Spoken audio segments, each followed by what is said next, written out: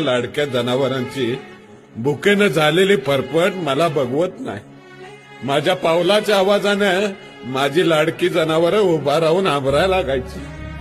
का तर आपल्या धन्यानं आज तरी हिरवा चारा आणला असेल म्हणून. पर मला रिकामा बघता आज ती मुकी जनावरं गप गुमान बसायची. अगं माझ्या मुक्या जनावरांना या अभागी शेतकऱ्याची अवस्था कळाली, पण या निर्दयी शासनाला काय बी नाही कळत. सगळं वज तुझ्या खांद्यावर टाकून जाताना लय वंगाळ वाटतंय.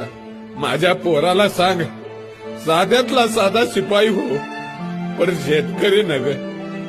कारण साध्या शिपायांनी जरी संप केला तरी त्याचा पगार हजारांनो वाढतोय.